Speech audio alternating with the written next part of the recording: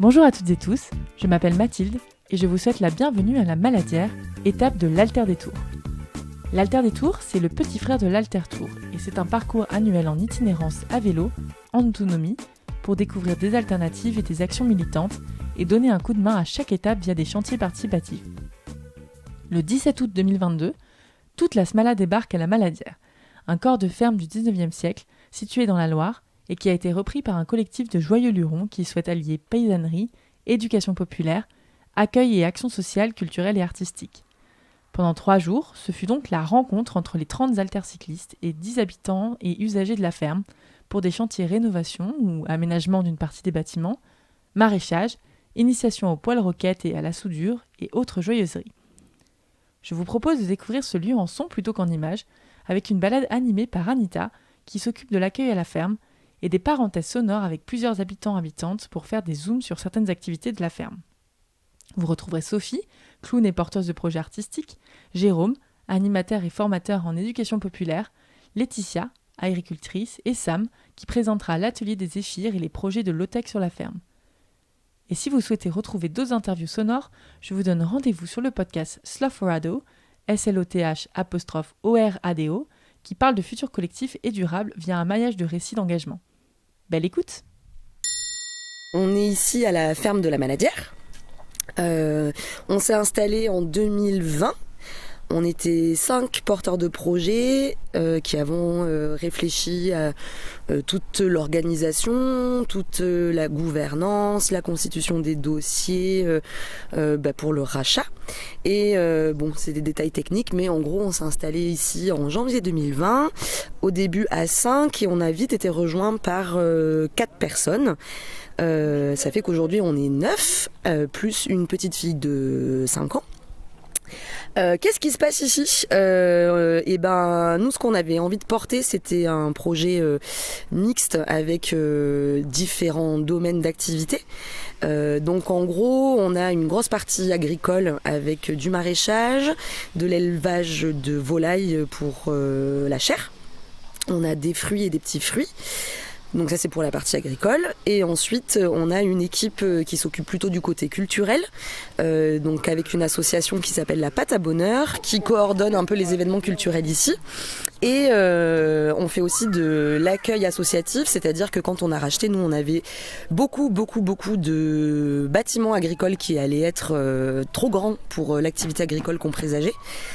Donc on a décidé d'accueillir, des associations nous ont sollicité pour soit stocker du matériel, soit faire des animations ici.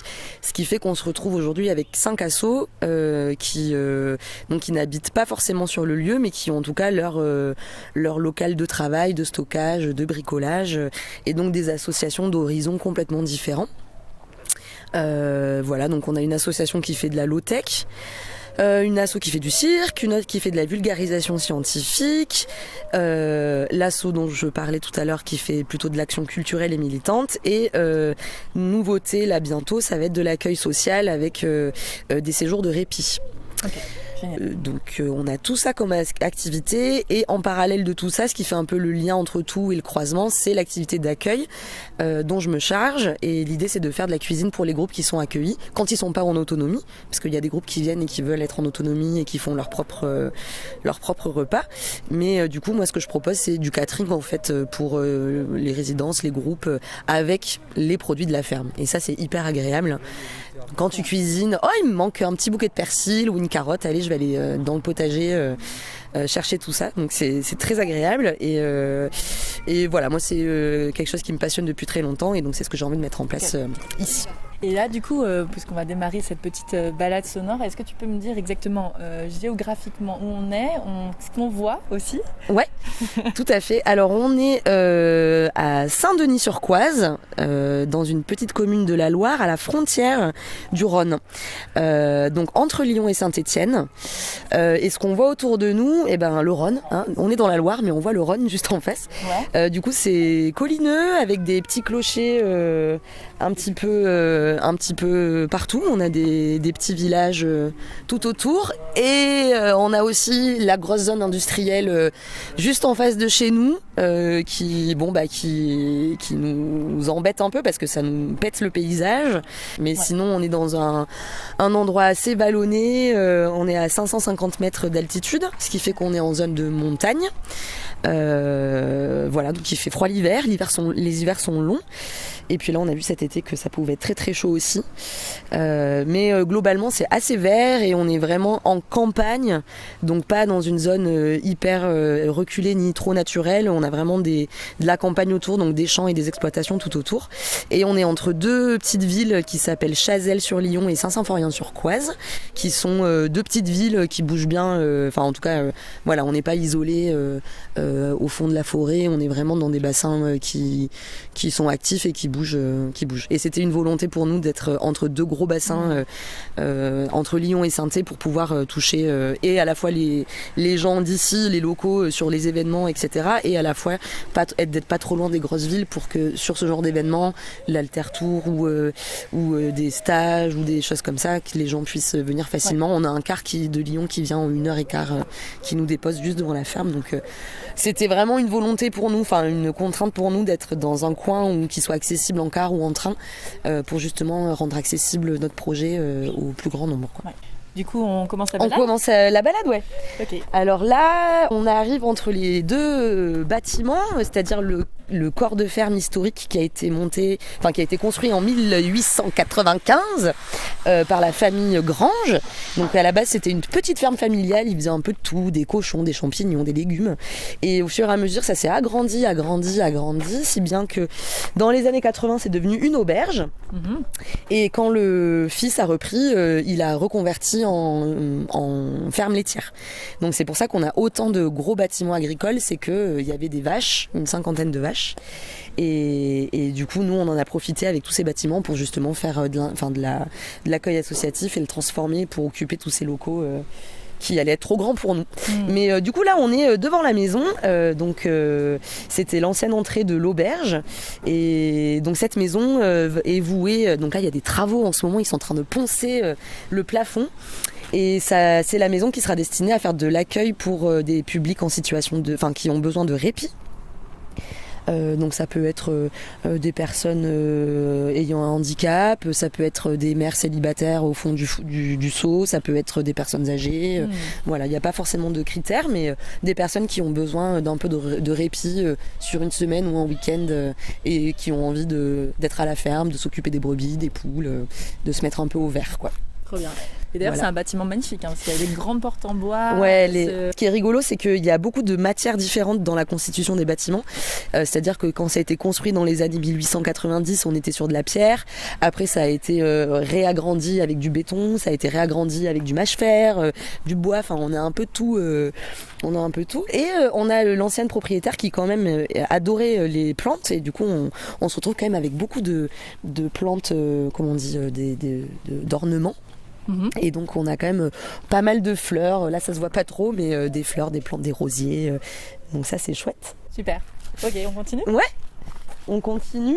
Là en face de nous on a les champs dans lesquels sont les poulaillers, avec les poulets, l'élevage de poulets, de chair. Là du coup on arrive... la ferme habitable est composée de 2 bâtiments, donc la ferme historique où on était tout à l'heure, et cette partie-là qui sont des appartements. Donc à la base, ces appartements, c'était des chambres d'hôtes pour l'auberge. Donc cette auberge, elle était quand même assez fameuse dans le coin.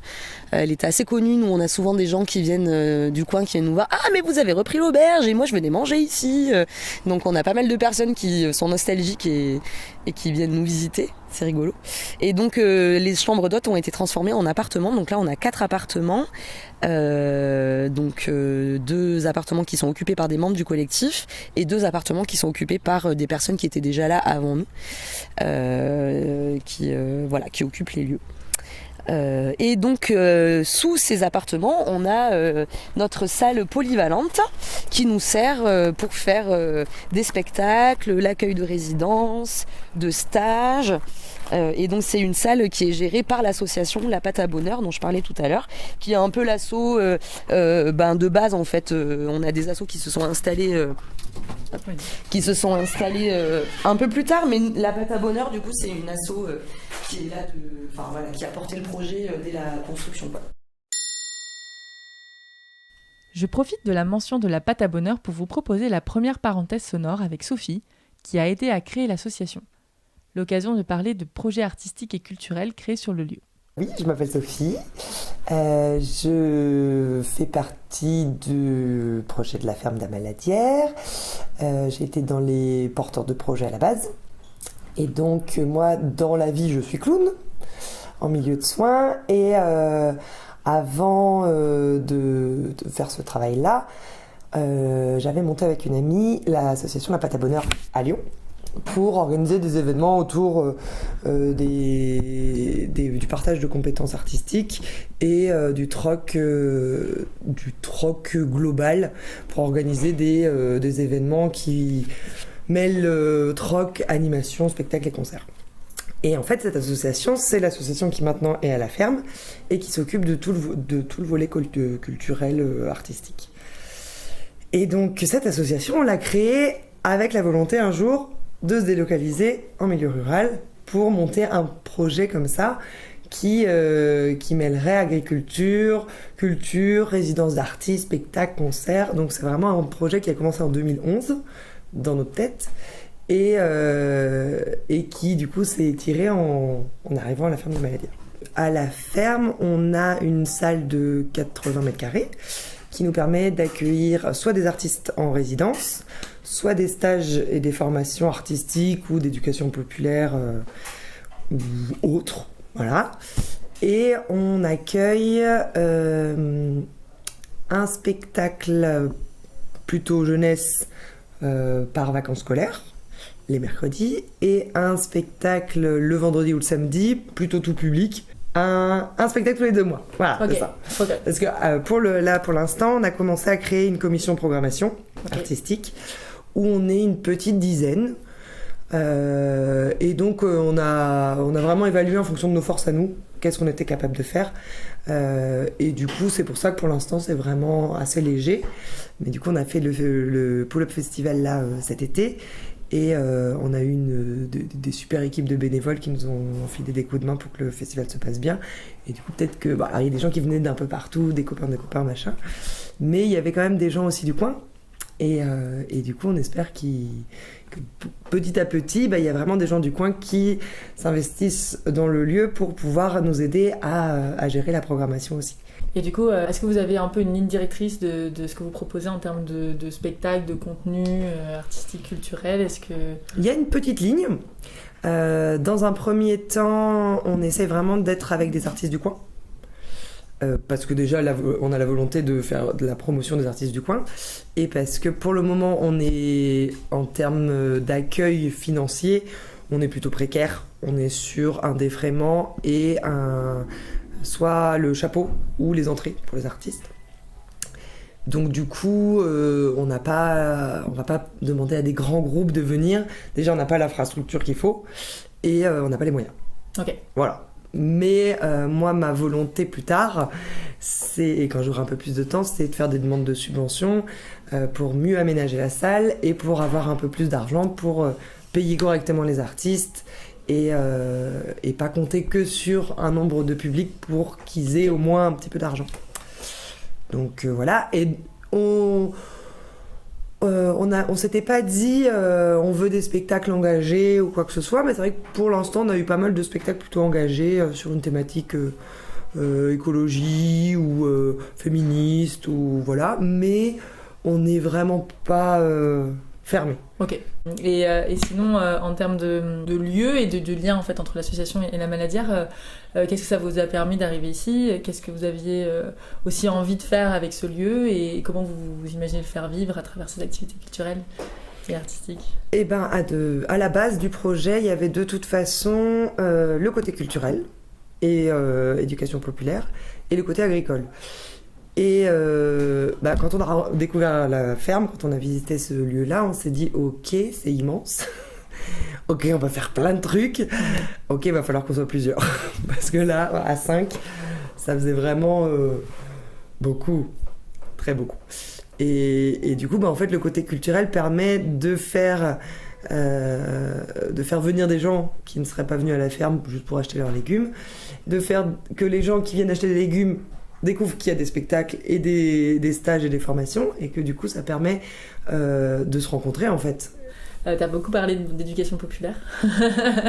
Et ça se mélange. Du coup, est-ce que, qu'est-ce que tu entends par ça, et pour toi, en quoi, qu'est-ce que porte la pâte à bonheur aussi par rapport à cette notion d'éducation populaire? C'est quoi tes envies par rapport à ce vaste sujet, et qu'est-ce que tu as envie de transmettre aussi à travers tes activités? À la base, la pâte à bonheur, on l'avait lancée parce qu'on était un petit groupe d'amis qui débutaient dans le milieu artistique. Et du coup, on avait envie d'essayer toutes les pratiques des copains et aussi de partager ce qu'on connaissait. Mais on n'avait pas d'argent. Donc on s'était dit, ok, on va faire des ateliers où on va nous se tester en tant que formateur, même si on n'a pas forcément les connaissances. Donc moi en clown, par exemple. Mais on avait des copains qui faisaient de la danse contact, de l'acro-yoga, de la peinture, de la musique. Et du coup, on s'était dit, ok, chacun va proposer son atelier et on va se partager nos connaissances là-dedans. Et du coup, au fur et à mesure qu'on a grandi là-dedans, chacun est un peu parti et a monté et s'est professionnalisé et a pu proposer ses stages et ses formations.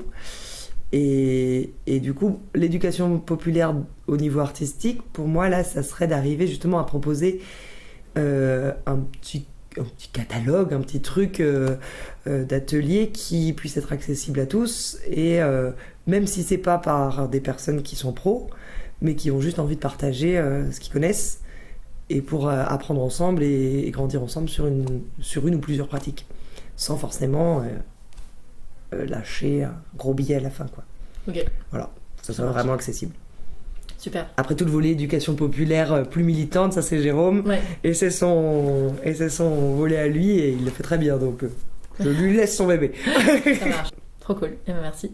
Merci à toi. Du coup, je profite de la mention de Jérôme par Sophie pour lui donner la parole dans cette nouvelle parenthèse sonore. Avec Jérôme, on va parler de la manière dont le projet s'inscrit pour lui dans un engagement militant et politique. Désolé par avance pour la qualité sonore de l'enregistrement, j'espère que vous pourrez saisir l'intégralité de ses propos. Je m'appelle Jérôme, j'ai 37 ans et je suis animateur de formation, animateur socioculturel, et je me définis comme un militant de l'éducation populaire. Et voilà. Trop bien. Du coup, quand je suis arrivé à la ferme, donc j'étais sur Lyon,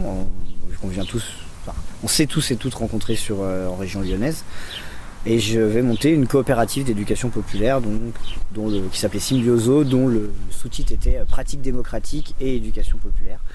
Et donc on faisait de la formation, de l'accompagnement de structure sur les questions de gouvernance, même si on pourrait discuter de ce mot-là, de gestion collective, de politisation, de réflexion, c'est tout un tas de choses comme ça, et de promotion et de vie des conférences gesticulées. Et de fait, l'idée a eu aussi l'envie après tous les constats qu'on peut faire quand on fait de l'éducation populaire, de se dire en fait il faut aussi créer des lieux qui proposent autre chose. Et en tout cas, moi, ma démarche, et c'était surtout la mienne en l'occurrence, c'était celle-là, mais je pense qu'on a tous et toutes au sein du collectif des motivations potentiellement différentes, mais qui se rencontrent autour de l'objet de ce qu'on fait ici, quoi. Et du coup, toi, qu'est-ce que tu projetais sur ce lieu de la ferme de la Maladière par rapport à justement cette politisation, ce militantisme, et puis qu'est-ce que tu as finalement fini par faire concrètement? En tout cas, que ça soit via l'asso ou pas, moi je pourrais dire que dans la bande, j'ai un peu l'étiquette de celui qui est assez à l'aise, on va dire, avec justement cette fait de politiser et de théoriser, en tout cas le côté le côté militant de ce qui se passe ici. Pas forcément de le théoriser, parce que je pense que tout le monde le théorise, mais en tout cas de le porter. Et moi, ça aussi, j'ai envie de le défendre à l'extérieur, de le défendre, de créer des dynamiques aussi de réseaux militants, et de faire en sorte que la ferme puisse s'intégrer pleinement dans les dynamiques du territoire qui existent, et que sur ces questions de transition écologique, sur ces questions de rapport de domination, sur les questions sociales au sens large, et d'être présent. Là je donne un exemple sur la question de l'atelier vélo que j'ai envie de monter. le conseil de développement, qui est une espèce d'émanation de la communauté de communes, il recrute, il y a quelqu'un qui m'a dit il y a ce truc là, on aimerait bien que peut-être ce serait bien si tu y étais. Et l'idée c'est comment on participe à un réseau dans les stratégies de lutte. Il y a toujours ce truc, toi tu as un peu bossé là-dessus, tu sais, il y a les avec, contre et sans. Et moi j'ai l'impression qu'ici on fait les trois. Dans le avec, clairement, on s'est endetté à la banque, on a fait comme on a pu, et de fait on est avec le système, on est pleinement dedans. On fait sans parce que on fait beaucoup de récup, on essaie beaucoup de bosser sur les questions d'autonomie et puis d'essayer de court-circuiter un maximum le circuit marchand et tout ce bordel. Et contre, pour moi le contre, sans parler, on fait pas trop d'actions de désobéissance ou de trucs comme ça, mais pour moi faire de la politisation et aller chercher la radicalité dans les trucs qu'on peut proposer là, pour moi c'est déjà faire un peu du contre.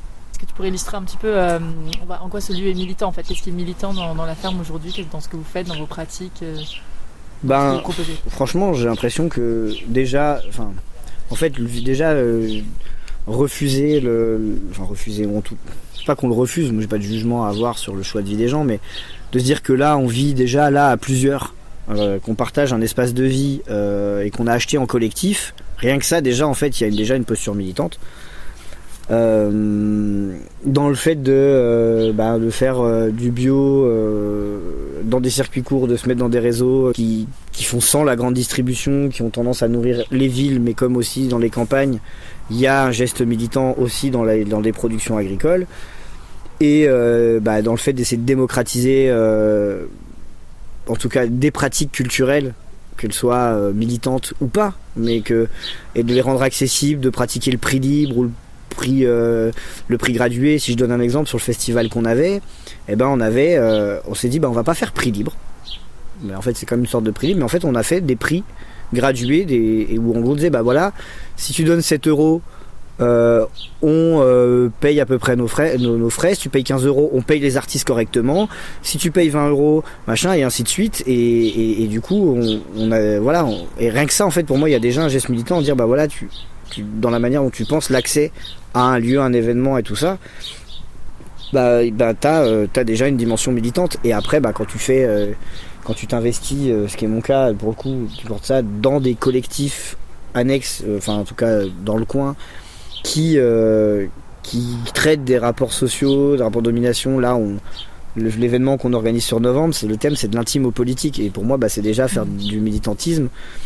Et que moi j'aime bien dire ça sur les pratiques démocratiques et ce genre de lieux et tout ça, c'est que en fait plus on sera nombreux et nombreuses à avoir expérimenté tout ça, que sans même l'expérimenter, même montrer à voir et à participer autour de nous, le nombre de gens qui ont vu ce qui se passait ici et ce qui se passait ailleurs aussi, mais plus quand vraiment ça va se tendre, parce que moi je reste intimement persuadé que ça va se tendre. Je peux pas parler d'effondrement ou de trucs comme ça, mais en tout cas ça va devenir compliqué à plein de niveaux.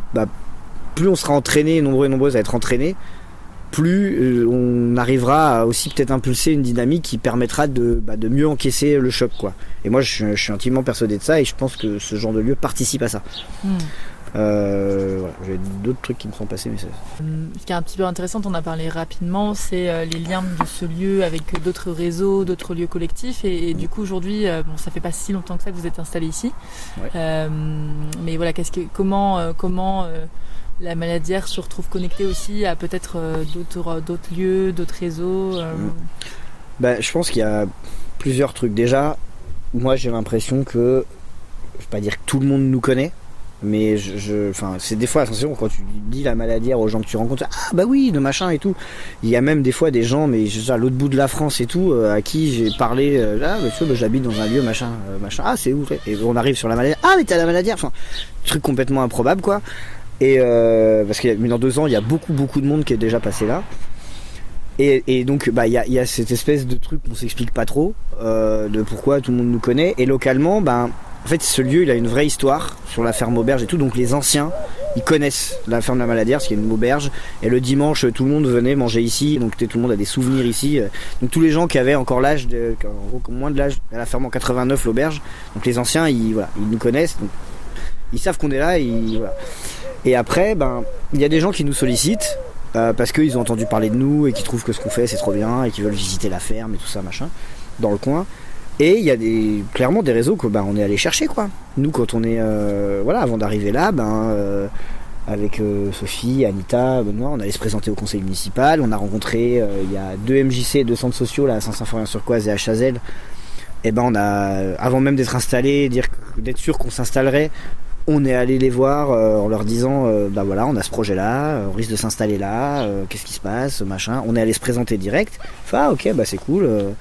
Voilà, on était plutôt bien reçus par ces assos là et d'autres je parlais des MJC des centres sociaux mais d'autres réseaux. On allait les voir et puis une fois qu'on était installés, on a commencé à faire des petits événements, il y a des gens qui sont venus machin, et puis quand il y avait des réunions, on s'est retrouvés dans des mailing lists. Et du coup, moi j'y suis allé en disant voilà, je suis Jérôme, la ferme à la Madière, on fait ça, ok. Et puis du coup, chemin faisant, on se retrouve embarqué dans des actions diverses et variées. Ok. Qui sont de l'ordre du militantisme pour moi, quoi. Trop bien. Génial. Est-ce que tu pourrais juste parler un petit peu du fonctionnement donc effectivement la Madière c'est traversé par, il y a et des habitants, habitantes et des associations qui l'occupent. Et des entreprises. Et des entreprises, ok. Entreprises agricoles. Ouais, effectivement, tout à fait. Et du coup, comment un petit peu s'agence en fait ces différentes activités sur le lieu et puis un peu ce que tu nous avais partagé quand tu as présenté un peu la Maladière sur la manière dont les décisions se font, avec peut-être l'interconnexion ou pas d'ailleurs des activités sur le lieu.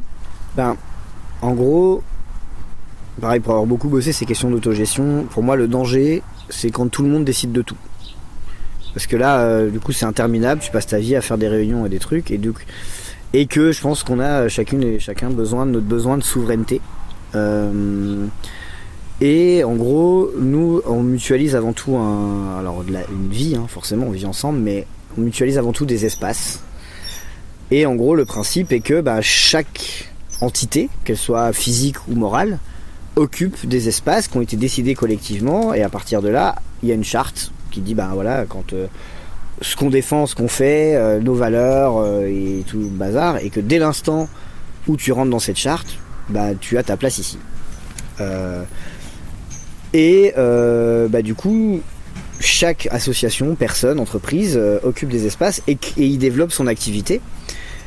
Et on essaye un maximum de générer des interconnexions. Je parlais du Pull-Up Festival qui était... c'est un exemple parfait. Quel temps fort un peu qu'on a fait cette année là. En fait, il était piloté par les 2 des associations, donc la Pâte à Bonheur et Soigno dell'Arte, donc l'association de cirque. Mais en fait, si on réfléchit, on a fait de la bouffe aux gens. La bouffe, elle venait d'où ? Elle venait d'ici. Et du coup, c'était aussi des débouchés pour les paysans paysannes qui aussi filaient la main à titre bénévole sur plein de trucs et tout ça. On a cuisiné, qui a géré la cuisine, l'atelier du Zéphyr, parce que on a tout cuisiné, on a fait de la bouffe pour des 200 personnes matin et soir, on a tout cuisiné au feu de bois, au poêle roquette et tout, donc l'impact carbone de la bouffe était juste sans parler de ça, mais même dire en fait c'est possible d'avoir une cuisine un peu massive, de faire de la bouffe à échelle importante, juste avec des chutes de bois, parce que c'est ça dont il s'agit, c'est pas des jolies bûches machin, c'est des chutes de bois. Et on l'a fait quoi. Et il y avait l'association scientifique de Creative Science qui est venue faire une animation et qui est venue avec ses télescopes pour observer le soleil. Et du coup on a créé une synergie et on fait en sorte que ça soit toujours comme ça. Quand on fait de l'accueil de groupes, de résidences d'artistes, des artistes viennent, tout ça, ok, on les accueille avec l'association, ils sont nourris avec les produits de la ferme et des alentours, du truc qu'on n'a pas quoi. Le fromage, il y a la fromagerie qui est à 200 mètres et du coup pour moi il y a une vraie synergie, donc il y a une interconnexion, mais que le jour où ça va pas, qu'il y a une activité qui se casse la gueule, et en fait ça met pas en péril les autres, parce qu'il n'y a aucune activité qui est interdépendante de l'autre. Et ça, c'est pour moi c'est primordial, c'est que si demain moi j'ai plus de temps pour la PAB et pour faire organiser des trucs, ça va pas mettre en péril l'activité agricole quoi. Et de la même manière que si le Zéphyr s'arrête, ça va pas mettre en péril l'association ou quoi. Et il y a vraiment toute cette dynamique qui pour moi est importante, de se dire oui il y a nous, mais Et enfin là j'ai juste envie aussi de déborder sur un truc, c'est que nous on n'a jamais cherché à être en autonomie ici. Enfin moi c'est un mot que j'aime pas. Parce que il sous-entendrait que t'as pas besoin des autres, qu'en gros on s'autosuffit à nous-mêmes. Et en vrai, tous les gens qui prétendent ça, ils mentent. Parce que de toute façon, même si t'arrives à être relativement autonome en électricité, tes panneaux solaires, comment tu fais pour les fabriquer toi-même, et ainsi de suite. Et que nous, ce qu'on veut, là par exemple, je vais pas parler à la place des agriculteurs, agricultrices, mais quand on s'est installé là, on voulait pas faire un jardin, on voulait pas juste avoir nos propres légumes pour nous, on voulait nourrir des gens quoi. Enfin, c'était ça le but. Et qu'on sait qu'on est interdépendant, et donc nous on essaie de gérer cette interdépendance au niveau de la ferme, mais donc ça ce serait presque le premier cercle, mais l'interdépendance elle est la même avec les autres, enfin je veux dire, et qu'on essaie de faire avec les collègues qui sont autour, mais à un moment donné, oui, t'es obligé de passer par des trucs industriels, et que l'objectif c'est si tu prends à la société, voilà, mes fringues, mes trucs, mes machins, j'ai beau faire de la récup et tout ça, faut que tu trouves un moyen de rendre. Et que du coup on est une initiative alternative, mais qui se revendique absolument pas de l'autonomie, quoi. Vraiment pas. Parce que pour moi c'est dangereux, ça veut dire que t'as pas besoin des autres. Et en réalité, le jour où tu tombes malade, et t'es content d'aller à l'hosto, et qu'en fait quand tu dis que t'es autonome et que du coup tu dis moi j'ai pas de salaire, je refuse le salariat et machin, ok, mais en fait aujourd'hui l'entièreté du système de sécurité sociale, de santé, de ça, il repose sur le salariat. Donc en fait, si tu lui es pas payé, si t'as pas de salaire, t'as pas de cotisation, si t'as pas de cotisation, t'as pas d'hôpital. Donc en fait, voilà. Et des collectifs, j'en ai vu plein, et c'est des débats que j'ai eu pleinement. Et moi, ça me fait vachement réfléchir aussi. Et nous, en tout cas, on a voulu s'inscrire aussi dans ce truc-là, où on fait tout de manière très, à peu près cadrée. Et que dès qu'on pourra, sur la PAB, quand on aura les trucs, on se salariera vraiment avec un vrai salaire.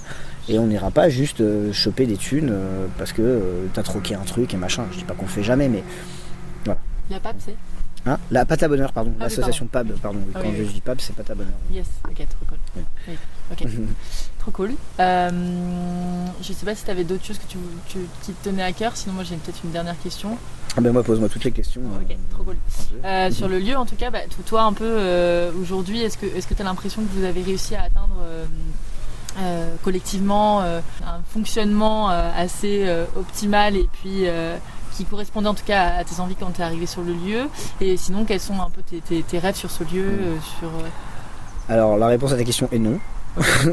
Parce que aussi, j'apprends beaucoup, mais moi effectivement je suis un peu un geek, on va dire, de ces méthodes d'animation, de structuration, tout ça, et en fait je suis forcé de constater qu'en fait c'est pas partagé par tout le monde, et que tout ça, et que oui il y a des conflits à la ferme, plus ou moins importants selon les voilà, et que ça se passe pas forcément de la manière dont moi j'aurais rêvé, par exemple dans d'autres assos dans lesquels j'ai gravité, dont l'Alter-Tour, où on est beaucoup plus proche du fonctionnement que moi je souhaiterais, sauf que en fait moi j'ai envie de ça, on est quelques-uns à avoir envie de ça, mais tout le monde n'a pas envie, même si ça roule, vraiment ce qu'on a fait en 2 ans, avec le recul c'est quand même assez ouf, mais c'est loin d'être optimal, et en fait l'humain et un collectif étant un organisme vivant, je suis pas sûr que le truc optimal puisse exister, parce que non seulement il y a peut-être des gens qui vont arriver, d'autres qui vont partir, donc ça rompt des équilibres, ça rompt tout un tas de trucs. Et au-delà de ça, même nous individuellement, en fait, nos vies, nos vécus font qu'on change. Et qu'en fait, ce qui est valable aujourd'hui et ce qui marche aujourd'hui, c'est pas forcément ce qui sera valable et ce qui marchera demain. Et donc c'est une remise en question et un fonctionnement et un questionnement perpétuel. Et que moi je crois pas, c'est très chrétien comme truc, mais du coup, je crois pas à la plénitude en fait. Je pense que ça n'existe pas, et que de toute façon, vivre en société et encore plus en collectif, c'est vivre avec des emmerdes. Mais qu'en même temps, est-ce que moi je pense que le jeu en vaut la chandelle, et que tu peux ne pas t'entendre avec tes voisins ou avec des gens, mais ça t'empêche pas de réussir à faire des trucs. Et moi je crois pas qu'à 10 tout le monde puisse être super pote. J'y crois pas à ce truc là, j'y crois pas. Et d'ailleurs moi j'apprécie tous les gens qui sont ici, mes meilleurs amis entre guillemets, ou les gens que j'ai envie de voir quand j'ai envie de faire la fête ou machin, mais sont pas forcément ici. Et heureusement en fait. Voilà. Trop bien. On refait un bond sonore pour retrouver Anita, direction le bureau partagé juste après la salle polyvalente. On continue du coup ? On peut allumer l'imprimante si tu veux, je peux te montrer le bureau partagé. Allez, montre-moi le bureau partagé. Voilà, donc Donc là, on arrive dans le bureau partagé qui est dans la maison, qui est en fait plutôt la partie privative de la ferme. Donc c'est des espaces qui sont pas forcément ouverts au public, mais qui sont, de toute façon, il faut la traverser pour aller dans la grande salle. Donc c'est un peu le labyrinthe. Mais en tout cas, c'est un espace. Nous, on a nos ordinateurs où on bosse. Voilà, c'est un peu esprit coworking. Enfin, regarde, hop là. Avec une belle imprimante et oui, qui a l'air parce que dans son jus, quoi. Mais qui fait vraiment le taf, hein. Ouais. C'est de la récup. Alors en fait, avant qu'on arrive ici, on n'avait pas forcément beaucoup de mobilier et tout ça. Et là, c'est une entreprise qui changeait tous leurs locaux, donc ils changeaient leurs meubles, leurs trucs. Et puis on est arrivé là-bas et ils nous ont dit, vous voulez l'imprimante ? Oh bah oui, on va prendre l'imprimante. Vous voulez des bureaux ? Alors du coup, on a pris plein de bureaux, plein de tables, des chaises. Enfin, on a fait vraiment une récup énorme, dont cette super imprimante qui nous permet de faire nos affiches et tout ça quand elle n'est pas trop capricieuse. Voilà. Génial. Et oui, c'est ce que vous expliquez. En tout cas, qu'il y avait beaucoup de choses qui avaient été récupérées à droite à gauche pour équiper cette grande ferme. C'est ça. Au-delà du fait qu'on n'a pas énormément d'argent, on a conscience aussi qu'il y a trop d'objets sur Terre dans la vie. Et du coup, il faut récupérer pour pas que ça parte à la poubelle et que, au maximum, on essaye de réintégrer ce circuit-là, quoi, parce que. C'est tellement aberrant. Tu vois, tu vas à la déchetterie poser des trucs et tu vois que il y a des objets qui sont jetés qui sont encore en état. Donc voilà, on essaye de récupérer au maximum et ça rend beaucoup service parce que notamment on a fait de la récup de personnes âgées qui partent en maison de retraite ou qui sont décédés. Donc, des copains qui nous ont dit bah ouais là mon papy il part en maison de retraite, on sait pas quoi faire avec la maison, on n'a pas le temps, il faut rendre l'appart, on a trop de meubles, on sait pas quoi en faire, ça va partir à la déchette. Non, on arrive avec un camion, ne vous inquiétez pas. Et du coup on a fait beaucoup de récup comme ça avant de venir ici et donc ce qui nous a permis de nous installer facilement avec déjà plein de mobilier. Et après quand on s'est installé, en fait on fait de la récup, par exemple le menuisier, il est super sympa, il vient nous filer plein de fenêtres qu'il va jeter, et puis voilà, on arrive à se débrouiller comme ça, mais même si on a de l'achat de matériel quand même, mais c'est vrai qu'au maximum on essaye de faire de la récup, ouais. Trop bien. Voilà. On continue ? Allez, on continue. Tour du chill. Alors là, on est dans ce qu'on appelle le chill, qui est en fait la cuisine salon, salle à manger du collectif. Donc c'est là, alors on a chacun nos habitats, on essaye tous d'avoir nos habitats individuels. C'était vraiment quelque chose d'important pour nous au début du projet d'avoir chacun une intimité, et on a bouffé des années de coloc, donc le fait de s'installer en collectif, on s'est dit si on peut avoir nos maisons chacun, c'est pas mal quand même pour notre intimité, notre indépendance. Et il nous fallait quand même un espace pour nous réunir, manger ensemble le midi, regarder un film le soir. Donc voilà, ça c'est vraiment un espace qui va être aussi un peu retapé parce que c'est pas très pratique d'avoir la cuisine derrière. Bon bref, mais en tout cas voilà, c'est un espace qui est plus dédié pour le collectif, sachant qu'on est en train de retaper un bâtiment un peu plus bas pour l'accueil des groupes, parce qu'au départ on accueillait les groupes ici, mais les groupes plus les collectifs c'est un peu serré, alors voilà. En tout cas c'est une pièce qui est super sympa parce qu'il y a un mélange assez ouf à la fois d'ustensiles, de bocaux, et puis derrière il y a des grands jeux, des livres, c'est des grands canapés très cosy. Ouais. Récup aussi pareil, canapé, ça c'est notre ancien proprio qui nous l'a donné. Ouais, d'accord. Voilà. Génial. Merci. Est-ce que tu as des oiseaux à me faire écouter, peut-être des brebis? Ouais, allez, on sort. Alors là, on est dans le jardin. Et là, c'est vraiment le repère des moineaux. Alors, on a quand même une grande diversité de faune ici. On a beaucoup d'oiseaux qui viennent. On a là une colonie de moineaux. On a aussi des milans royaux qui traînent dans le coin et qu'on voit zoner par ici. C'est super. On a un grand duc aussi dans la forêt en bas.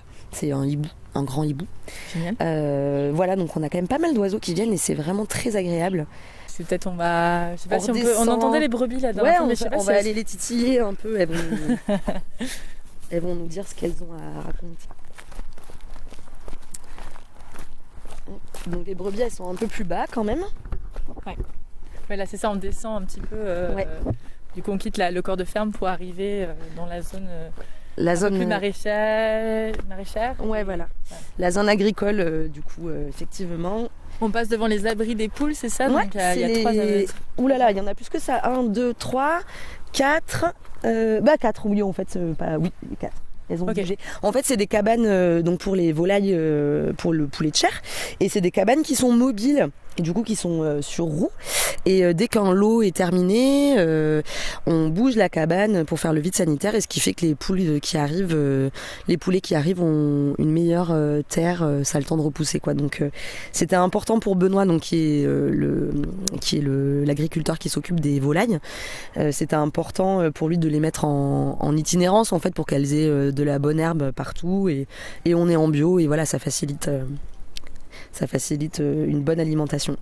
Et du coup, c'est une parcelle qui est où on a planté des arbres en arrivant. Donc c'est le premier truc qu'on a fait, enfin que les agris ont fait en arrivant, c'est planter des arbres. Et c'était la très bonne idée. Du coup, là, l'idée, c'est d'avoir un peu une parcelle en agroforesterie avec des trucs qui poussent entre les arbres, des aromatiques, des légumes, des céréales et les poulaillers à côté pour que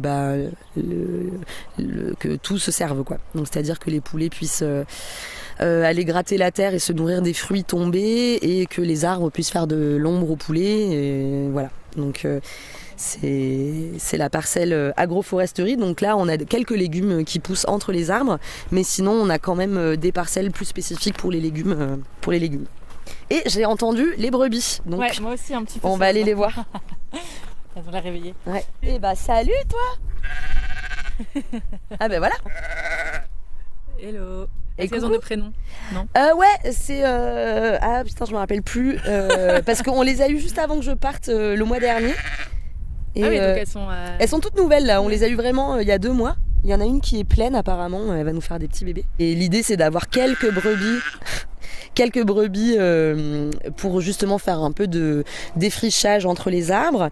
Mais c'est quand même Elodie, donc qui porte le projet d'accueil social pour les personnes ayant besoin de répit, qui s'est bien mise là-dessus et qui a porté le fait d'avoir des brebis pour que les gens qui viennent en répit puissent avoir des animaux pour s'occuper, aller les nourrir, faire un peu de thérapie, enfin pas de la thérapie animale, mais en tout cas que les personnes qui viennent en répit puissent s'occuper un peu des animaux.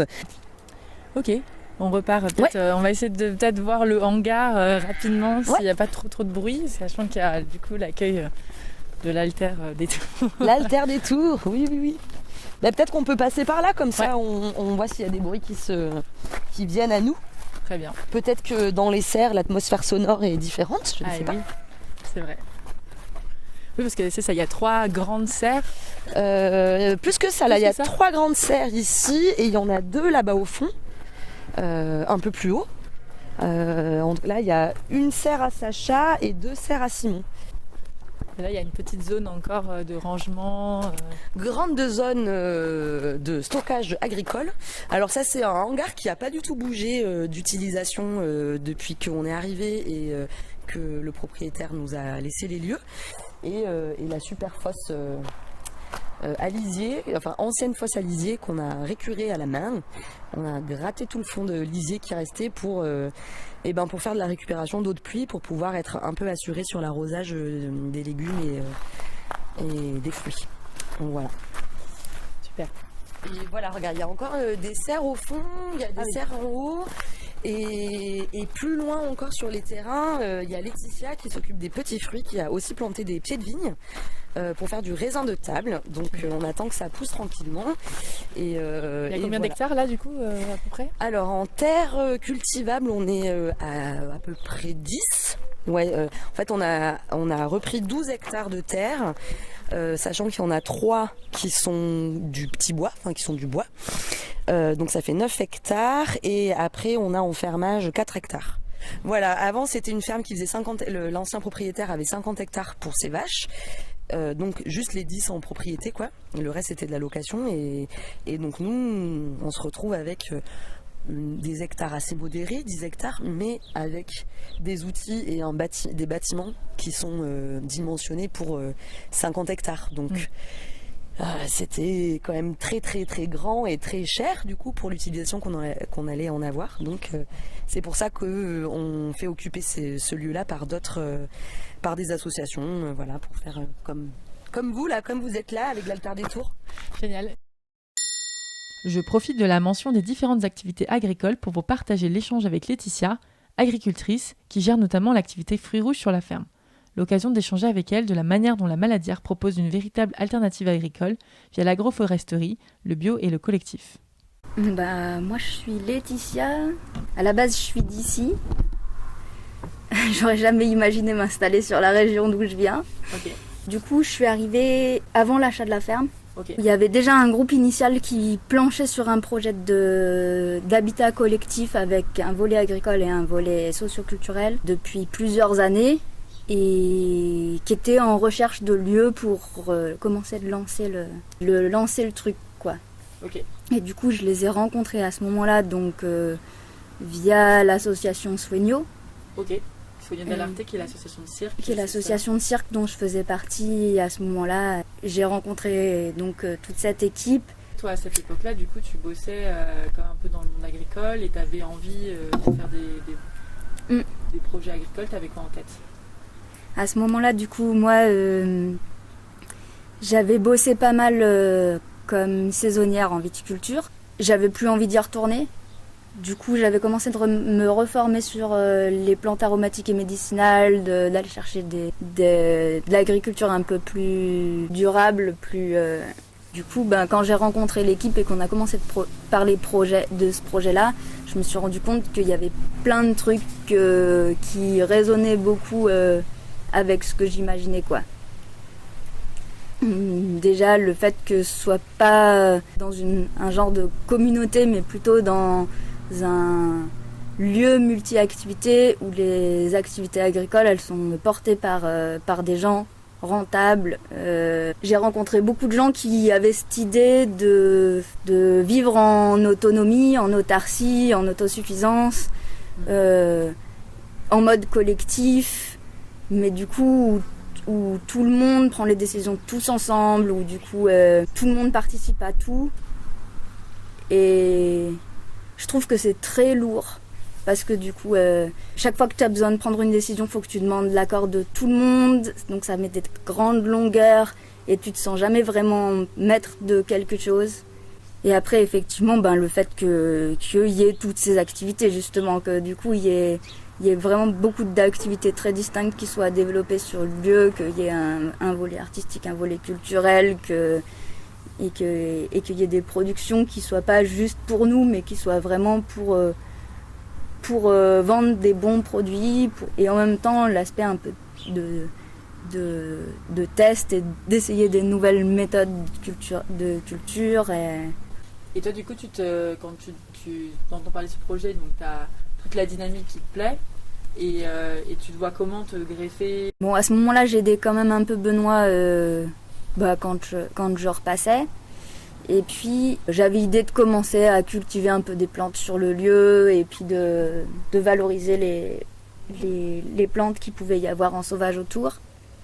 Ça fait partie des trucs que j'étais un peu étonnée de découvrir quand j'étais au début de ma formation, qu'en fait les plantes les plus utiles, les trucs incontournables, en fait tu les croises tous les jours. Ouais, puis souvent ça pousse, finalement les cultures sont pas incompatibles, parce que j'ai cru comprendre qu'il y avait pas mal de plantes qui poussent dans des fossés à côté de champs ou de terres cultivées, parce que ici c'est quand même assez agricole, il y a pas mal de terres qui sont cultivées, non ? Il y a des trucs intéressants qui poussent, ouais.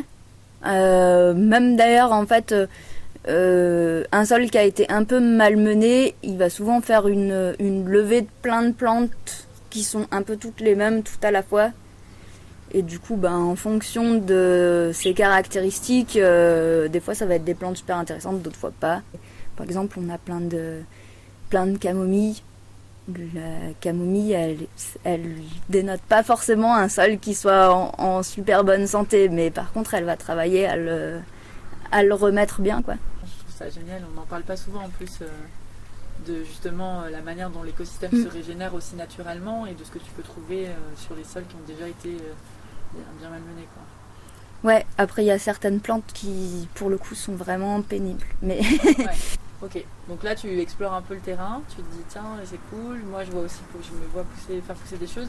Et après le projet il évolue comment? Et après du coup le projet il évolue déjà le fait qu'il y avait une activité fruits rouges sur la ferme, en plus des vaches laitières. Et du coup c'était une question de savoir qui c'est qui la reprenait. Du coup, je me suis positionnée là-dessus un peu par opportunité et puis parce qu'il y a plusieurs collègues aussi qui associent plantes médicinales et fruits rouges.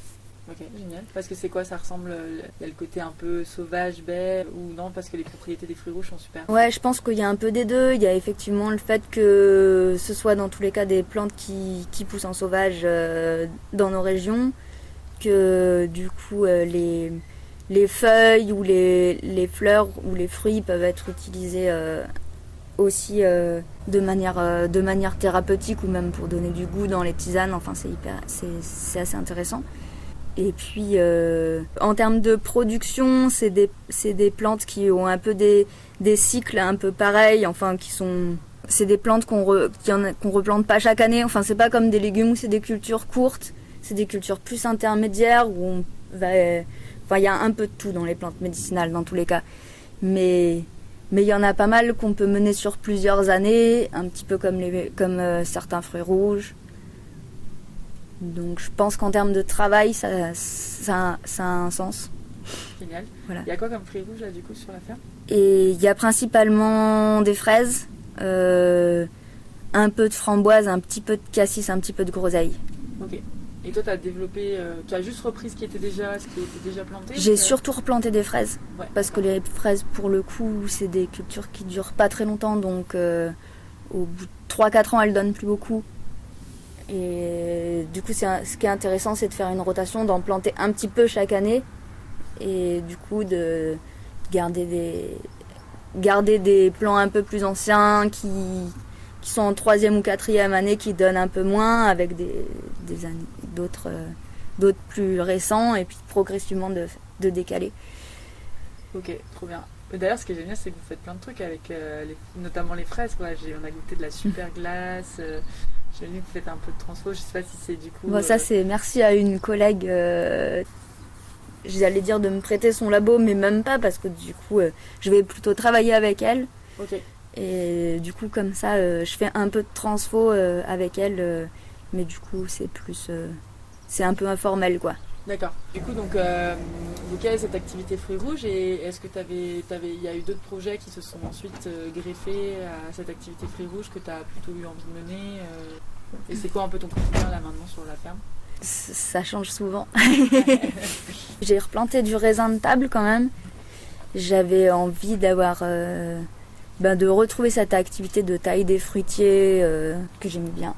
Et du coup, comme Benoît avait dans tous les cas cette envie de planter des fruitiers depuis le début, enfin à la base c'était même son projet de départ, c'était de faire des légumes et des fruits.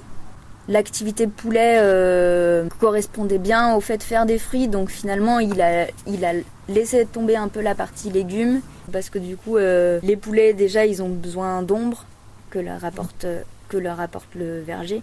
Il gère les ravageurs. Quand il y a des fruits qui sont attaqués, ils vont avoir tendance à pas mûrir, à pourrir plus tôt et puis à tomber au sol avec les ravageurs qui les ont attaqués.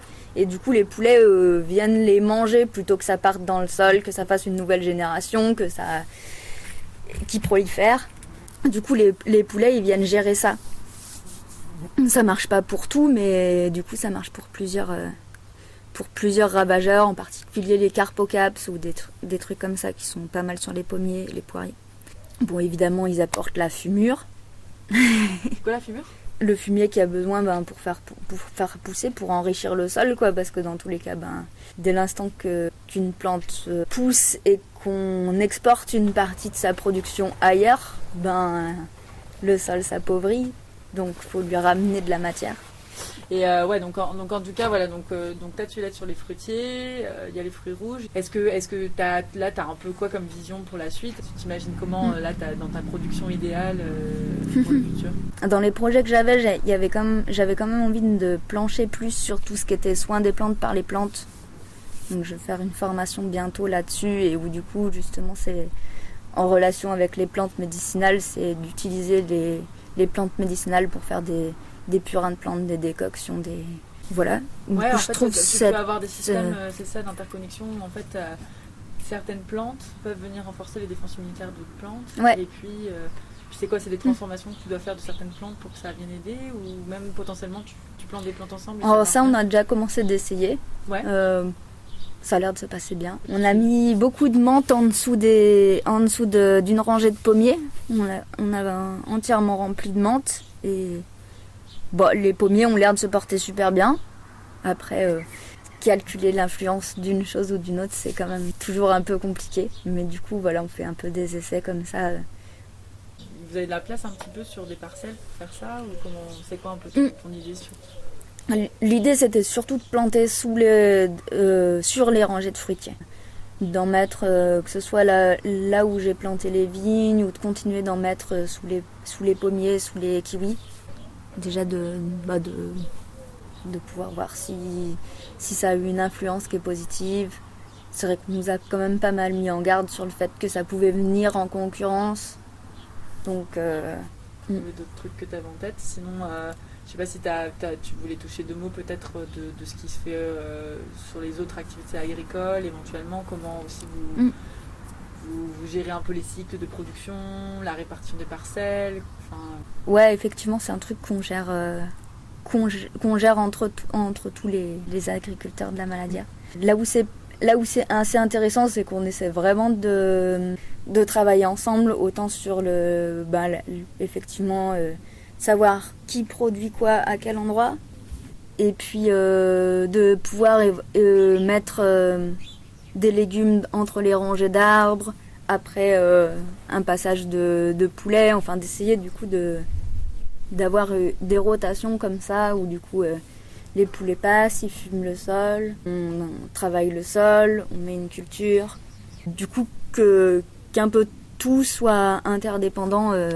On ne travaille pas ensemble sur ces questions-là, mais par contre sur certains espaces, dans le verger, dans les parcours des poulets et tout, on essaye de mettre ça en place, d'avoir cette interdépendance. Il y a une grosse partie du fumier qui est produit par les poulets qui est utilisé du coup par les maraîchers. On produit aussi un peu de céréales pour l'alimentation des poulets, donc c'est ce qui fait la paille. La paille qui passe chez les poulets, qui est ensuite ramenée aux maraîchers. Je ne sais pas si tu peux me dire grosso modo combien vous avez d'arbres en verger et combien de poulets vous avez? On a à peu près 300 arbres en verger. Ouais. Les poulets, on a des lots d'à peu près 300-400. Et on en a entre 3 et 4 à la fois. On en met un en place chaque mois. Du coup, dans des cabanes mobiles. Du coup, ce qui permet de repartir sur un sol neuf entre chaque lot. Et les poulets peuvent se balader un peu. Et les poulets, du coup, se baladent dans le verger. Donc, il y a 5-6 bâtiments différents qui naviguent dans une zone et du coup, qui sont autour des fruitiers, donc qui permettent d'ouvrir les parcours au milieu des fruitiers. Ok, super. Moi, j'ai une dernière question et après, je te demanderai si tu as d'autres choses à rajouter, mais sur le fonctionnement, du coup... juste en termes de prise de décision, si par exemple vous aviez une parcelle qui se libère, en termes de fonctionnement agricole, comment ça fonctionne, et du coup tu m'as un peu expliqué toute l'interconnexion super intéressante, et juste même ne serait-ce que vous, comment vous fonctionnez un peu en tant que coopérative agricole et en termes de prise de décision sur, parce qu'il y a a priori deux activités assez séparées. Juste peut-être ça. Ouais, il y a même 3 activités assez séparées, parce que du coup les 2 maraîchers sont chacun indépendants. Ok. Du coup, ils ont des parcelles à eux, sur lesquelles ils prennent toutes leurs décisions. Et globalement, le reste des parcelles sert aux fruits, aux céréales et aux poulets. Et du coup, sur ces parcelles-là, c'est plutôt Benoît et c'est principalement Simon et Sacha, du coup. Donc... qui discutent ensemble pour savoir quelle partie va être libérée par les poulets ou libérée par des céréales et quelle production maraîchère va pouvoir venir s'y greffer en alternance. Voilà. Et puis après, il y a effectivement aussi tout le matériel duquel on discute beaucoup. Parce que la plupart du matériel, même s'il n'est pas forcément acheté en commun, il est utilisé quand même par tous, plus ou moins grande échelle. Hein. Du coup, on se prête beaucoup de matériel entre nous, quoi. Oui, parce que typiquement, j'imagine que vous générez chacun un peu vos revenus séparément, et du coup, effectivement, sur ce côté, est-ce que l'idée c'est que chaque activité soit autonome financièrement? Est-ce qu'il y a des interconnexions ou effectivement des achats un peu mutualisés? Comment ça se passe sur ça? Eh ben, l'idée c'est que chacun des ateliers soit indépendant financièrement.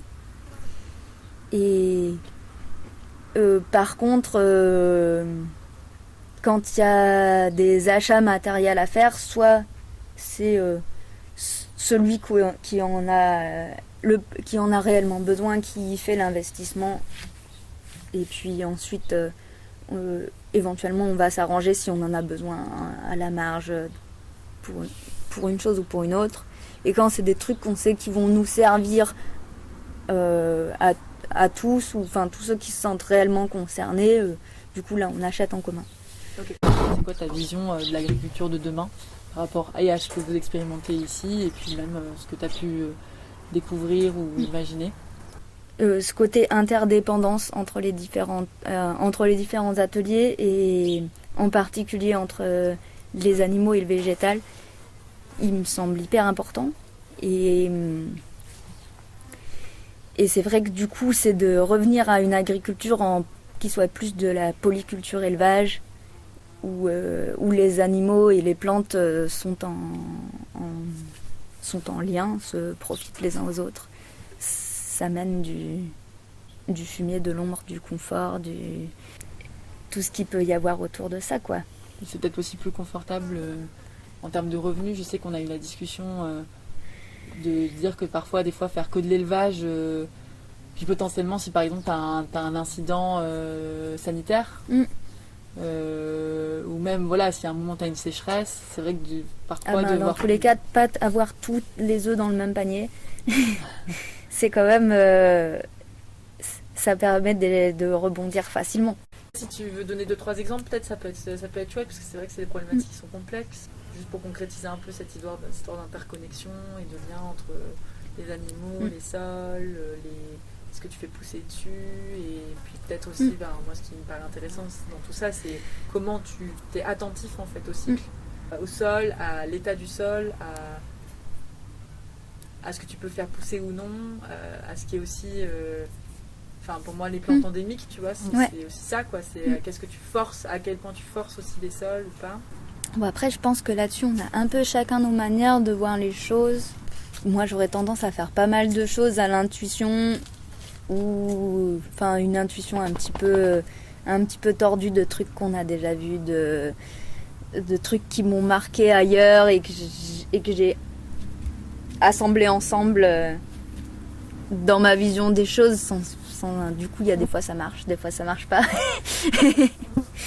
Mais après il y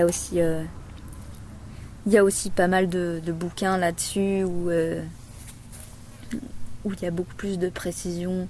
Je pense à tous les bouquins de Gérard Dussert, qui a beaucoup travaillé sur... qui a écrit plusieurs livres sur les plantes bioindicatrices, et du coup, qu'est-ce qu'elles indiquent des sols, de quoi c'est les marqueurs, qu'est-ce qui peuvent être des conséquences de leur levée à une période ou une autre. Du coup, on est allé visiter une ferme parce qu'on est allé chercher des brebis il n'y a pas longtemps. Du coup, chez un arboriculteur qui fait de l'élevage de brebis, de l'élevage de volailles, qui fait aussi beaucoup de céréales. Et donc le système est vraiment hyper intéressant, autant sur ces assolements, donc la manière dont les parcelles tournent les unes entre les autres. Et ce que j'ai trouvé vraiment intéressant, c'est que du coup, il est déjà à une échelle beaucoup plus grande que la nôtre. Et que pour autant, ça marche toujours. Il a combien d'hectares, lui, par exemple, tu sais? Je sais pas. Il a beaucoup de céréales, donc ça fait tout de suite une surface un peu conséquente. Il en a peut-être une 40aine. Le fait de réussir à garder ce genre d'interconnexion sur une ferme plus grande, je trouve que c'est super chouette, quoi. Ça donne envie de creuser cette manière de réfléchir et d'envisager les choses pour des fermes de plus en plus grandes, quoi. Puisque du coup, le gros enjeu, c'est quand même qu'il y a de plus en plus de fermes qui sont immenses et qui sont très dures à reprendre et encore plus dures à reprendre sur la production bio. Alors que nous, c'est quand même un petit peu notre vision de l'agriculture, c'est quand même plutôt d'arriver à produire en bio, à produire sans produits. Et... Après, ce qui est intéressant ici, c'est que tu as un collectif d'agriculteurs, agricultrices, de producteurs, productrices, et c'est peut-être ça aussi la réponse sur des gros hectares et gros terrains, c'est peut-être de ne pas être seul. Ouais, je suppose, ouais. Ce qu'on disait, c'est toujours bien de ne pas avoir tous ses œufs dans le même panier, mais à force de vouloir développer plein de trucs différents tout seul, on finit par être complètement perdu. C'est quand même toujours plus intéressant d'être à plusieurs et d'avoir chacun qui maîtrise un peu une partie, un volet, et qui peut être plus référent là-dessus, même s'il y a plein de modes de l'association. Hein. Nous, c'est vrai qu'on fait ça via un collectif et une SCI. On n'a aucune structure juridique qui nous rassemble, si ce n'est le foncier, quoi. Mais en tout cas, je trouve que le fait d'avoir plein de productions différentes, mais que chacun s'occupe plutôt d'une seule ou de deux, ça permet d'aller plus loin dans la pratique. C'est quasiment la fin de la visite sonore. Je vous propose de retrouver Anita une dernière fois pour la visite de la stabulation de la ferme. Et ouais, là du coup on arrive au niveau du grand hangar. C'est grand hangar, comment? Alors c'est une stabulation. Donc c'était vraiment là où étaient les vaches avant. Donc il y avait une 50aine de vaches. Nous, son petit nom, c'est la stabule. Voilà, ouais. C'est la stabule. La stabule qui du coup a été fabriquée en 2010. Donc le bâtiment est assez récent. Et en fait la grange, ce qu'on appelle la grange qui est à côté, donc ce bâtiment-là, lui il fait partie des plus vieux. Enfin voilà, ça a été monté dans les années 70, quoi. Mais et du coup cette grande stabule, on essaye de la partager en deux. Du coup, on a une partie là où vous êtes pour manger. On essaie de garder vraiment cet espace libre pour faire de l'événementiel avec l'association. Donc des marchés, on n'en a pas encore fait, mais marché festif, on aimerait bien. Et puis pour le festival aussi, ça nous a servi pour manger, etc. Et la travée d'à côté, qui est vraiment pour du bricolage et pour l'atelier du Zéphyr et pour les agriculteurs. Donc on a je sais pas, il doit y avoir plus de 500 mètres carrés.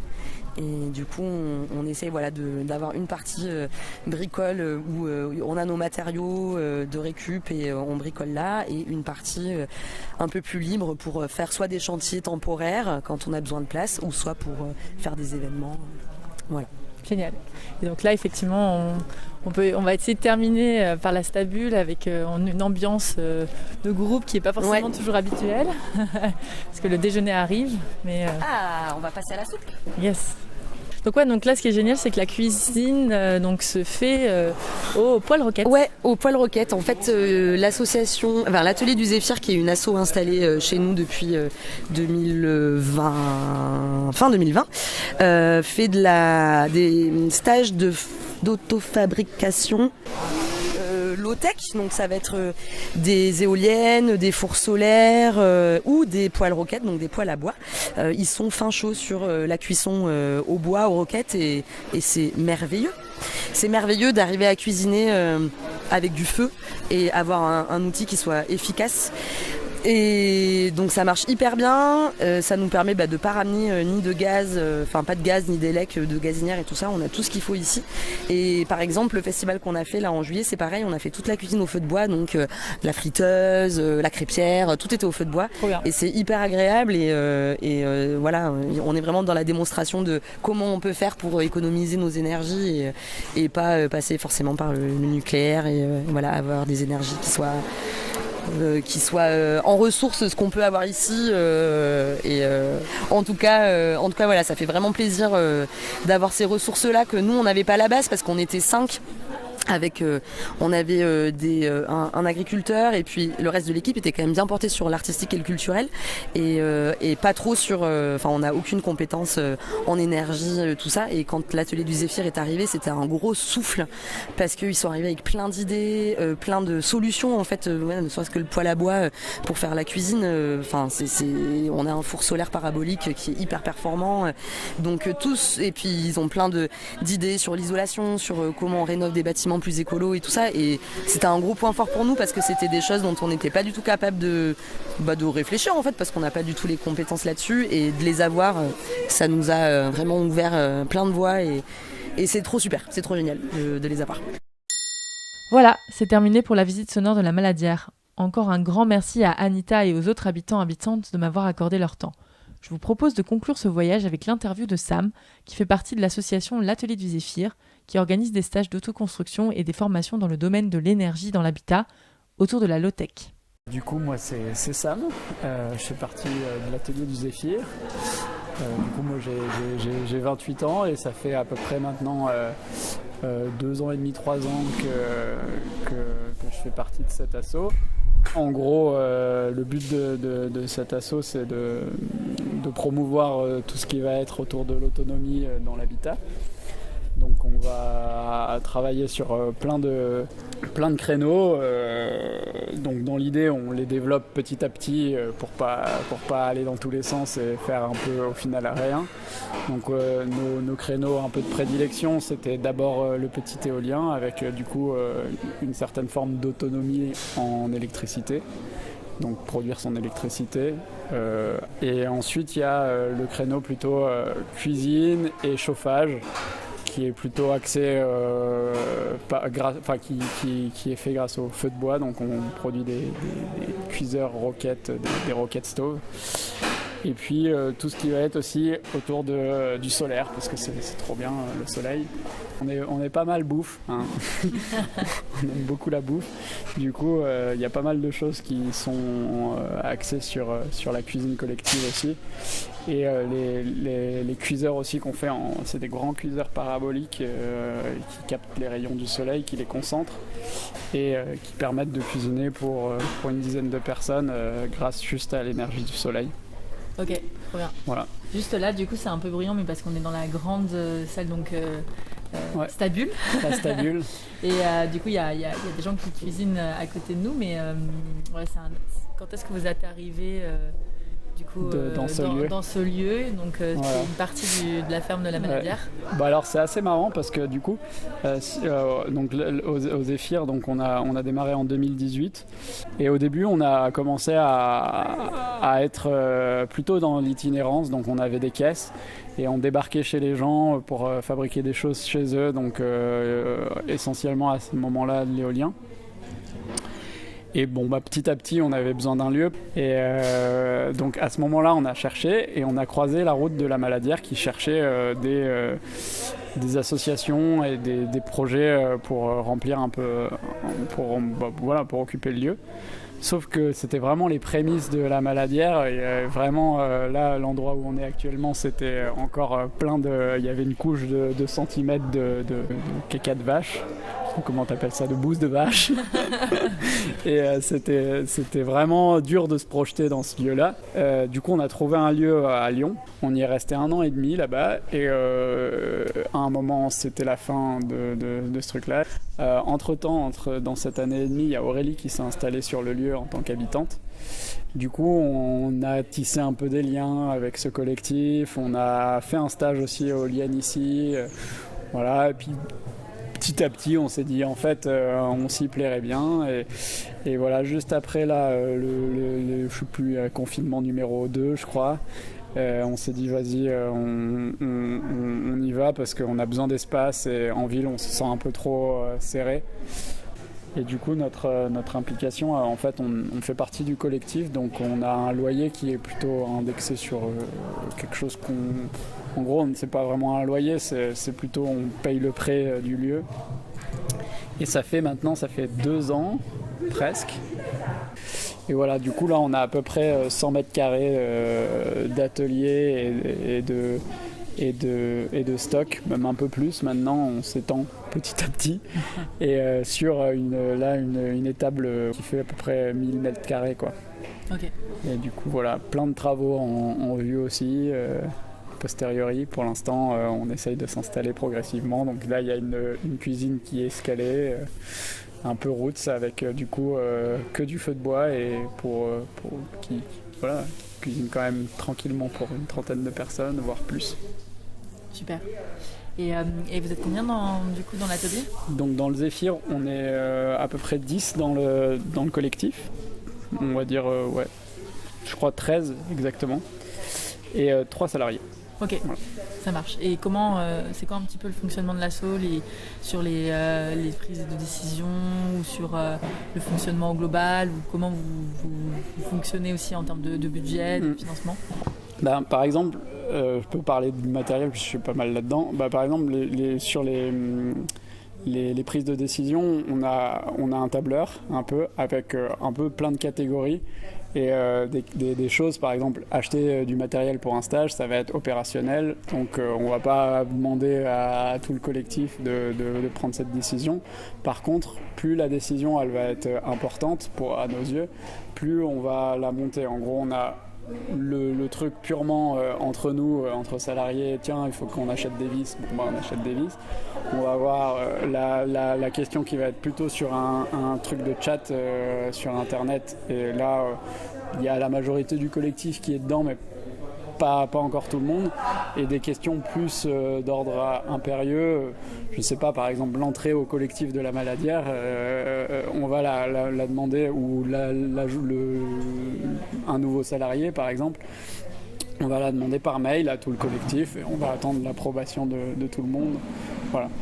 Et en général, on fonctionne pas mal par mail pour les grandes décisions, parce que c'est vrai qu'à une réunion par mois, sachant que s'il manque une ou deux personnes, ça fait traîner un peu les trucs sur le long terme. Et du coup, par mail, ça fonctionne globalement bien. Et voilà. Ok, génial. Et donc vous faites des stages, des chantiers, et c'est comme ça que vous financez l'association. Comment ça se passe ? Et donc on a stage, on a les chantiers, et on a aussi des appels à projets, ponctuels, ou alors dernièrement, en gros, on fait des liens aussi avec d'autres associations. Notamment une qui s'appelle Coexistence, qui nous permet justement de nous salarier, et qui a réussi grâce à un appel à projet à avoir des subventions de l'Europe. C'est le Fonds européen de développement régional, le FEDER, et qui nous permet de salarier à hauteur d'à peu près la moitié de nos salaires. Ok. Ouais, vous êtes surtout, c'est quoi un peu vos projets d'habitude, vos créneaux ? Là, l'idée c'est plutôt le poil de masse. Ça, c'est un peu depuis. Moi, ça fait 1 an et demi que je travaille un peu là-dessus. Il y a un peu une réflexion en ce moment de savoir comment on oriente le truc pour former par exemple une coopérative d'artisans plutôt qu'une association, parce que justement on commence à faire un peu nos armes, à avoir nos compétences et tout. Et du coup, Paul, un des membres du Zéphyr, a envie un peu de se lancer en tant que métallier. Et du coup, l'idée, ça serait peut-être de former une coopérative pour que lui il puisse faire son métier, et moi peut-être plus la fabrication de poils de masse, et qu'on se rejoigne de temps en temps pour faire des stages qui sont un peu plus durs financièrement à tenir, même si pour l'instant ça fonctionne avec les subventions. Mais voilà, le problème des subventions, c'est qu'il faut refaire des dossiers tous les ans, et qu'on n'est pas à l'abri de ne pas les avoir. Et voilà, c'est toujours un petit peu compliqué pour avoir des trucs sur le long terme. Ok. Donc voilà. On va voir peut-être l'atelier un peu. Est-ce que tu peux nous décrire un peu cet atelier déjà ? Qu'est-ce qu'il y a dedans ? Comment il est fait ? En fait, l'atelier, c'est intéressant parce que c'est un peu le cœur aussi de notre association. Et il a vachement évolué. Au début, on l'avait un peu enfermé. On avait fait un genre de mur entre deux. Donc, on avait à peu près 20 mètres carrés et puis deux petites salles. On se sentait un peu enfermé dans un truc. Et on a fini par un peu tout recasser et tout réélargir. Donc maintenant, il est un peu plus éclairé, mais on est un peu plus aux 4 vents. C'est encore un peu en réflexion là-dessus. Et en gros, on a une partie plutôt pour le travail du métal d'un côté, et puis après, plus on s'écarte de la partie métal, plus ça va être vers le bois, et puis au fond, avec l'arrivée d'eau, la maçonnerie. Et en fait, tous les établis, là, ils sont un peu sur roulette pour permettre de les déplacer, de les bouger. Et comme on est dans un espace assez grand, ça arrive qu'on soit en stage entre 5 et 20 à bricoler en même temps. Et du coup, il faut que les établis puissent bouger et qu'on puisse des fois avoir de l'espace au sol, sachant qu'on bricole vraiment plein de choses qui ont plusieurs tailles différentes. Voilà, des fois, il y a les agriculteurs qui arrivent avec des barres de 10 mètres, il faut les souder. Il faut déplacer les établis et il faut avoir l'espace.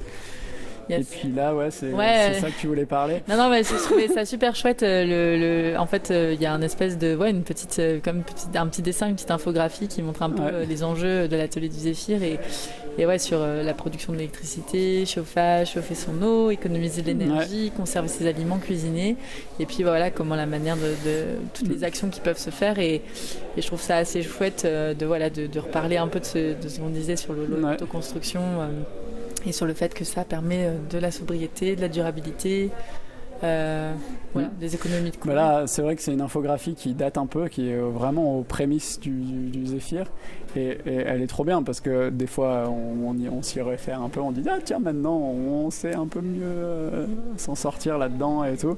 Et elle a été faite un peu au début, justement, conserver ses aliments. On n'a jamais vraiment fait grand-chose là-dedans, même si on va sur notre site, on a un peu des infos sur tous ces trucs-là. On essaye un peu aussi de documenter et tout.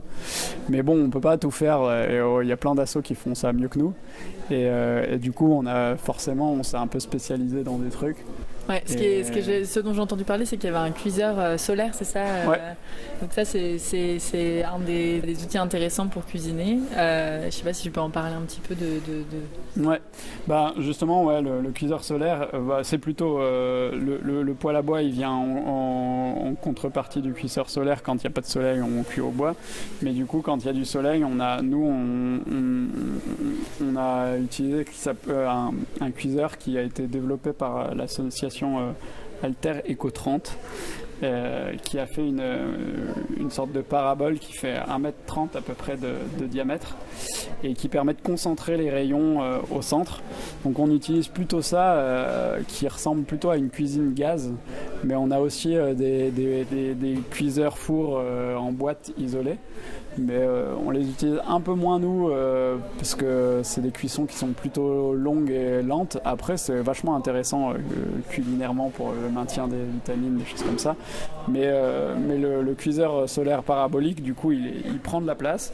Mais dans des espaces où tu as de la place, c'est vraiment intéressant parce que vraiment ça te permet de cuisiner presque comme sur un gaz au soleil. Plutôt que faire un barbecue, on fait ça. Ok, trop bien. Et voilà, ça donne un goût, ça donne un petit goût fumé comme ça, comme le barbecue. Ça donne un goût de soleil, ouais. Génial, un goût d'été. Un goût d'été. Ouais. Trop bien. Et est-ce qu'on va voir un poêle roquette? Je sais pas s'il y en a un qui est allumé. Ou... si, regarde. Il y a une cuisson. À ce moment-là. Ça va faire des beaux bruits là. Ouais, c'est clair. Regarde. Salut. On est en train de faire une petite visite sonore des productions de l'atelier du Zéphyr. Donc voilà. Donc là, on a un super bruit de petits oignons rissolants dans l'huile. Est-ce que tu peux nous décrire du coup comment fonctionne ce poêle roquette magnifique? Ouais. Alors Là, celui-là, c'est un poêle qui a été conçu par l'association Feu Follet. Et en gros, l'idée, c'est qu'on a un foyer en forme de L qui est alimenté par le côté là. Donc en gros, comme une gazinière, on vient pousser ou tirer les bois en fonction de si on veut un peu plus de feu, on va pousser, on va avoir un peu plus de puissance, et quand on vient les retirer, forcément on enlève un peu de puissance. Et en gros, on a un petit dessin là sur le côté qu'on a fait. En fait, le feu il va venir taper dans le fond de la gamelle. Et il y a un système qu'on appelle la cloche qui va permettre de faire un maximum d'échanges thermiques avec la gamelle. Donc les fumées elles vont passer autour de la gamelle et ressortir par la double paroi. Donc voilà, c'est un peu difficile à expliquer à un micro, mais on peut l'imaginer. Ouais. Voilà. Et c'est assez génial parce que du coup tu poses ton plat par-dessus, au-dessus du feu, et ça chauffe super bien. Voilà. Quoi. C'est juste galère à allumer quand c'est humide, quoi. Voilà, faut utiliser du bon bois, voilà, bien le couper fin. Et puis là, si on met notre main, donc il y a un tube pour sortir les fumées, et puis on peut presque mettre le nez dessus. Il n'y a pas de fumée, on voit rien là. Ça prouve que la combustion elle est bonne. Et puis si on met notre main et qu'on sent qu'on peut la maintenir un peu, et c'est que l'échange thermique il se fait plutôt bien et qu'on n'est pas en train de chauffer les oiseaux, quoi. Voilà. Et là on a un petit four à pizza. Ouais. Fait dans un bidon de 200 litres. Voilà, et avec une petite sole en pierre qui va bien. Et donc ce poêle-là, ce four à pizza, contrairement à ce petit copain d'à côté qui est un four un peu plus traditionnel, il va chauffer en beaucoup moins de temps parce qu'il a très peu de masse thermique. Du coup, en une demi-heure à peu près, il est chaud. Ok. Et ça, c'est aussi intéressant parce que la majorité des fours à pizza communs, il faut les chauffer 2-3 heures avant, et du coup c'est tout plein de bois qu'on brûle pour rien. Ouais. Là l'idée c'est d'avoir une combustion assez forte d'un coup. Ça refroidit rapidement aussi du coup, non ? Ça refroidit rapidement. Ouais. Donc en gros on a toujours le feu de bois tout le temps allumé en dessous pendant la cuisson. Yes. Et c'est essentiellement pour de la pizza parce que c'est une chauffe qui vient principalement d'en dessous et qui est assez intense. Genre il monte à 300-400 degrés. Et c'est pas vraiment fait pour des cuissons de pain par exemple. Donc c'est encore une fois un peu optimisé pour la cuisine collective, faire des gâteaux, des pizzas, des choses comme ça, mais pas trop pour des boulangeries. Voilà. Trop bien. Ok. Bien utiliser les objets, c'est important. Yes. Trop bien. Bon, la maladière, c'est terminé. Merci encore pour votre écoute.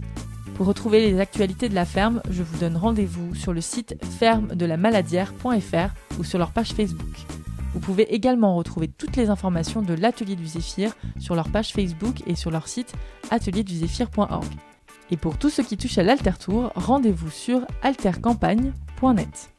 Quant à moi, je vous donne rendez-vous sur Instagram ou sur votre plateforme d'écoute préférée pour suivre les aventures de la route vers Slofrado. À très bientôt!